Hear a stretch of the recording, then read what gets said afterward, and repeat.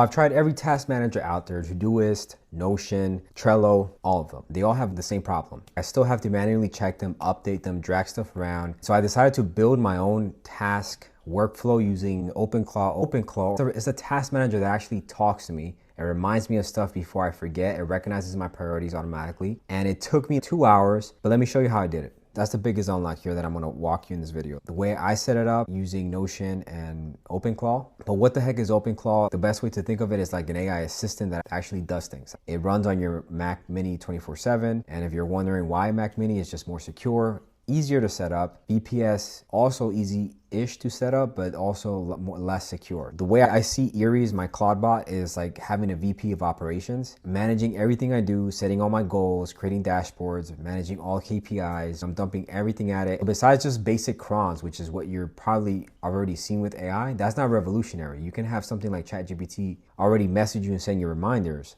but the difference is the context. OpenClaw has context that keeps daily logs, it has its memory, has agents, has soul, has heartbeat. All these different files may not make sense to you, and I'm still learning them, but it has this whole architecture, almost like a human being. And that's the magic. It can remind itself to do certain things. It can follow up on tasks, which something that like a typical AI doesn't. So here's the first thing I would do if you're just getting started. It's just as simple as running this command and just going through the setup and then using your preferred method. If you're gonna use API, just choose the different models. You are gonna have to be cognizant of the cost because it does get pricey.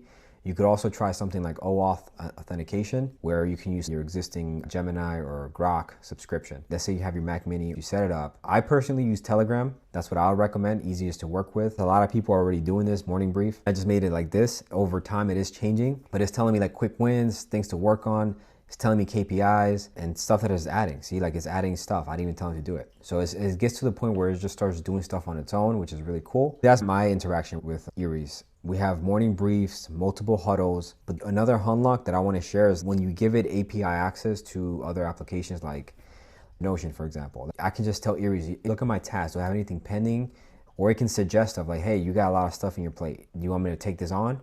Those are some of the few things that you could do. And the cool part is that it has browser access. So it can browse a lot of websites like your Instagram or X profile and just look at different things, which is better than using something like Appify. Because if you've ever tried using that, you have to pay money. And now if you have a Claude bot, you only have to pay for the subscription or whatever you have. So here's an example of how I do it. And just like the rhythm you could have for your own Claude bot, in the morning you could do research. You can scan competitors, you can scan AI news, which is what I have. And then by 8 a.m. you could have a huddle. You could have it earlier, later, just whatever works for you. And then by 12 p.m. you can check in on the statuses, how's everything going. And around 5 p.m. you wrap things up. And then 7 to 9 you can just huddle where you just throw your ideas, maybe roadblocks. Maybe you can get feedback on how your Claude bot is performing. And that's how it's going for me. This is just an example of a daily rhythm. And this is not including all the tasks that I already set up. I have like at least 50. I would recommend starting small, right? Because the less you have, the easier it is to manage. If I'm doing any type of system build, the same process stands, right? You want to lay down what are the core things you're doing, what do you want to achieve, and what does the end goal look like? And once you have that, then you can decide, okay, how many crons do I need? How long would it take my Claude bot to do them, and you can space them out properly. Eventually, over time, after the first few dumps, it'll start getting smarter. It can do stuff that I couldn't do before just because of the context that it has over time. So it's like this technology that gets better the more you keep using it. Here's a diagram of how like everything starts stacking up. Here you have me on my phone. Here is OpenClaw. It runs 24/7. It's not gonna be working 24/7, but if you're running a local model, it could literally be working 24/7, just doing different tasks. But the point is, this is the layout, right? You have the task engine. You feed it all the tasks. You have it do research. For example, let's say you're a content creator, you wanna grow on YouTube, like I am. Maybe you wanted to generate scripts, maybe you want to generate ideas for you, for content. It does that. And then on Wednesdays, you research. You get ideas from AI news. You have it scrape X. You have it scrape competitors on YouTube. You have it analyze the headlines, the hooks, everything. It grabs all the information, and then eventually by Friday or Saturday, it then generates the scripts for you. The difference here is you're setting the task here, you're doing the research, and then when it's executing on those tasks, it does it in a very smart way. It looks at it as analytics, saying, oh, these competitors are doing X, Y, and Z. You got to be doing this. Here's some news that I saw. This could be a good content idea. It combines both on a proven format because it's seen patterns, whether it's seen it on one competitor multiple times to the past few weeks, and then it combines all that information, and then all of a sudden you have a script that sounds like you in your voice because you've talked to it enough, you maybe gone back and forth, And listen, it might not nail it the first time, because it didn't nail it for me anyways. But it gets to the point where like the scripts are like undeniably better than what I had before. Because I used to generate my scripts with NA10 and Claude Code. Claude Code used to be the better system for me, and it still does a decent job. But it was always hard for me to figure out what is working, find patterns. I still use it. It's still good for a lot of use cases, but this is when CloudBot becomes a superpower. You can use both. It takes my NA10 scripts that were generated. Some of them are good, and it says, okay, Chris, these are good. These other two, I'm gonna optimize it for you. Either they're too bad and I'm just gonna change the topic, or these are good enough, it just needs different angle tweaking. And it'll do it all for me. It'll drop it in my database to review it. Once I review, I either approve or deny, and then it just keeps going like that until it's done. And that's pretty much my workflow now. I spend less time creating scripts. Now it's more of, can I handle the editing, which is a new problem to have. And so that's just an idea of what you can build with a CloudBot. You can have it not just manage your system, but optimize your workflow, because now you don't just have tasks, you have more room to do more things. You can step back and look and manage completing those tasks because your CloudBot may be helping you in your workflow.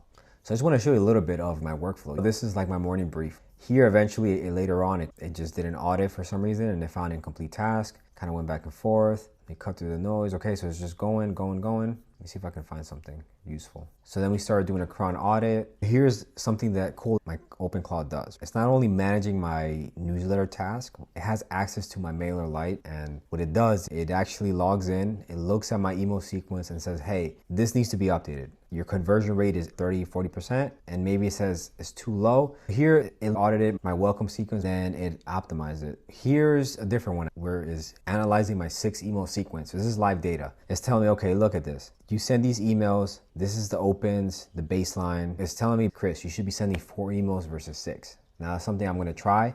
I did have a feeling that it felt too long, 6 emails for the welcome. So if you were to join my email list, you would get 6 emails, now you're gonna get 4. And that's the kind of stuff that it does. I would never have the capacity or even think of optimizing. I would just look at the conversion rate and say, maybe it's low, I should optimize, and that's it. And maybe that's good enough, but it would have taken me longer versus now it tells me and it'll be on top of it. I have so many crons, probably over 100 at this point. And so I build this thing called the command center. You could build something similar. Doesn't matter how it looks like. It's really just a SQL database that is collecting all this data, and it's hard to track, at least for me. So an easy way for me to track it is this dashboard. Visually, I can see everything. Here it tells me blockers. For every platform, I have what I call cows. You want to milk something that works, that's how I got it. And then you have revenue goals. The sky's the limit on what you do with your CloudBot. At this point, I don't think Notion has the capacity to even do this. For me, it would have taken me a long time, and it only took Aries maybe a few days to collect all the data and just come up with this. The version 1 looked okay, but over time, I just said, hey, Aries, how can we gamify the dashboard? How can we gamify it? Make it fun, make it actually playful and engaging. I have too many tabs. So it was a few iterations. I just moved what didn't work, kept what did. And that's pretty much it. And another one I'm testing is news. This actually hasn't been updating, so this is something I gotta work on. It's a lot of stuff to manage, but at least the most important tabs are updated. Not everything's perfect. And that's the final thing I'll say is like, this isn't perfect. This is a new technology. It's gonna have a lot of bugs. Your CloudBot is gonna miss some stuff, so you have to just follow up. There was a point where my crons weren't even firing. So like I would schedule tasks and then I'll wake up in the morning, I'm like, did you do it? She would be like, nope, I didn't do anything. And so you'll get that from time to time. That's been my experience, but I wouldn't let that stop you from trying. If you're gonna build something like this yourself, I'm dropping a full template. Link is gonna be in the description. Hopefully this video was helpful. Hopefully it inspires you to be more productive. Subscribe for more videos like this. I'm gonna be dropping more OpenClaw videos as I learn more and more, and I'm testing with Aries. See you in the next one.